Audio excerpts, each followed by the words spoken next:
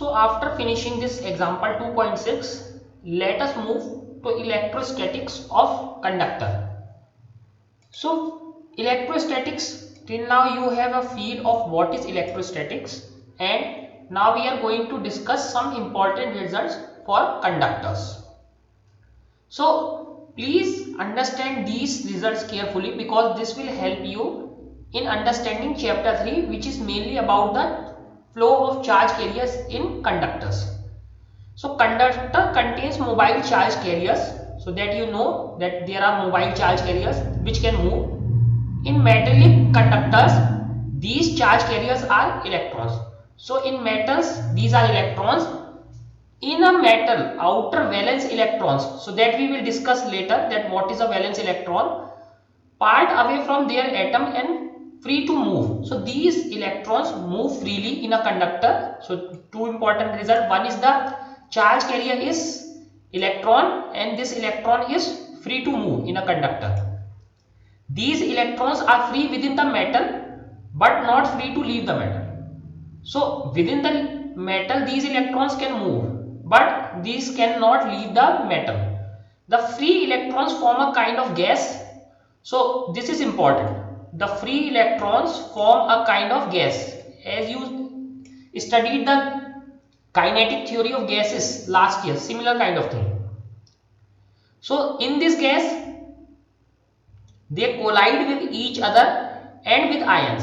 So in a metal there are other electrons and ions, so they collide with each other and the ions and move randomly in different direction.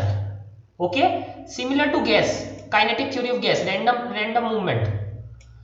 In an external field, if there is an external field, they drift against the direction of field. So since electrons are negatively charged, so let us say this is positive, this is negative. So what is the direction of electric field? This positive to negative. An electron is a negatively charged particle. So how it will move? It will move against the direction of the field. So in an external field, they drift against the direction of field.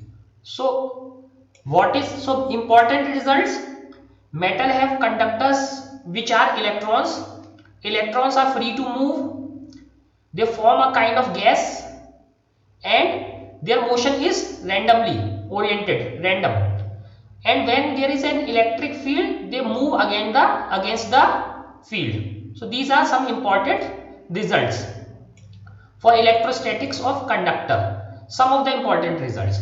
Also, the positive ions were there in the nuclei, but since the case is quite difficult, we will restrict our discussion to metallic solid conductors. Okay, so we will restrict our case to metallic solid conductors.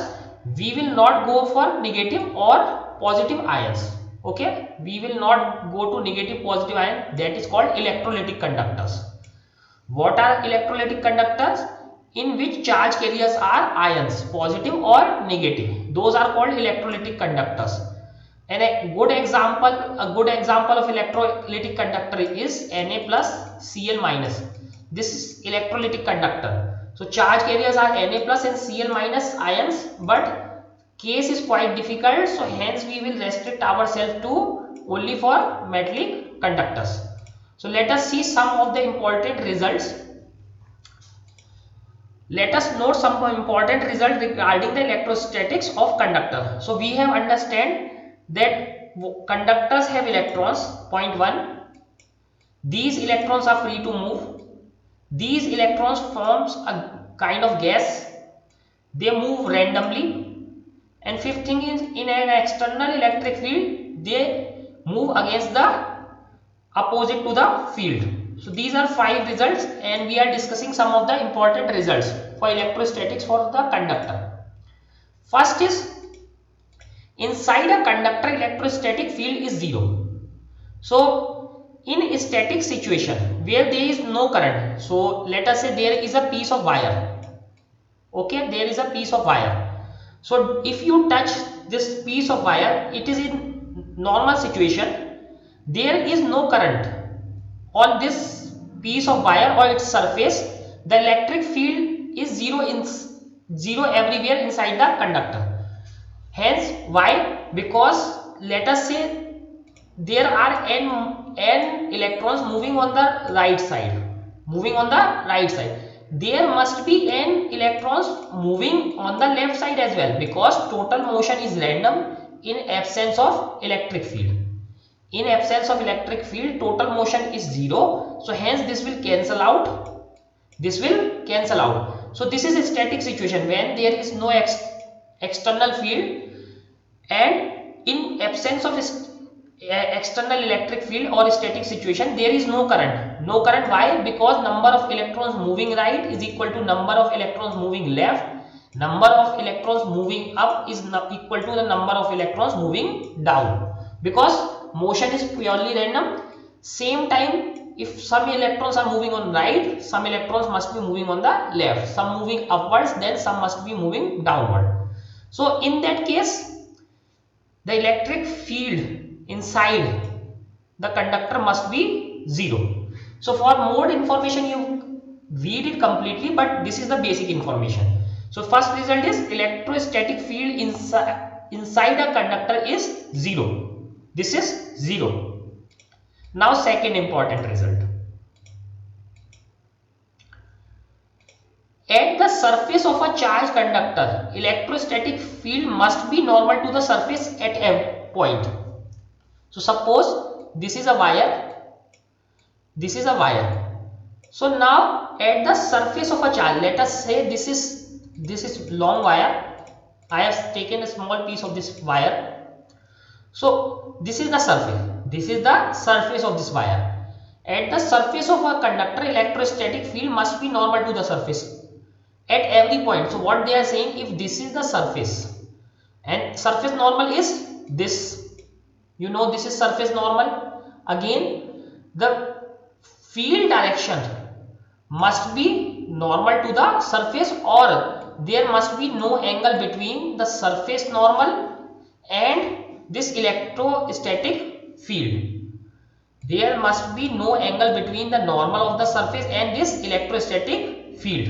Or we can say that electrostatic field must be normal to the surface at every point. So this is point 1, this is point 2. So at every point the electrostatic field must be normal to the surface. If that is not the case, then what would happen? So if this electric field is not parallel to the normal of this surface or not perpendicular to the surface, then what will happen? If we move a charge from here to here, then some work will need to be done, which will violate the equipotential surface. If you go to the topic of equipotential surface, you had seen that there must be no work done for moving a positive charge from here to there on an equipotential surface.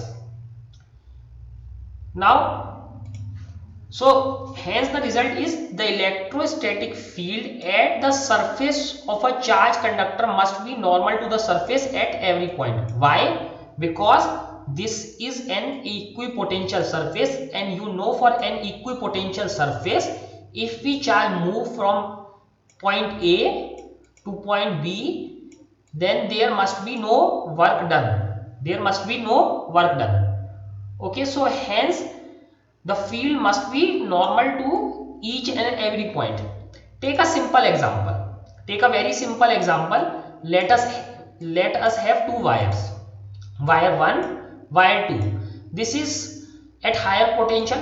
V is equal to V1, and this is at lower potential. V is equal to V0. Okay. So we always say the lower potential to be neutral. This is neutral. This is neutral wire or black wire in your house, and this is the red wire.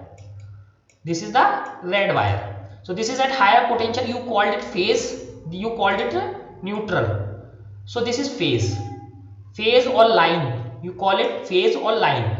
So as you see, potential is same on this wire everywhere, and potential is same on this wire everywhere. Hence the electric field on this wire must be normal at every point, otherwise there would be done work done from moving charge here from here to there.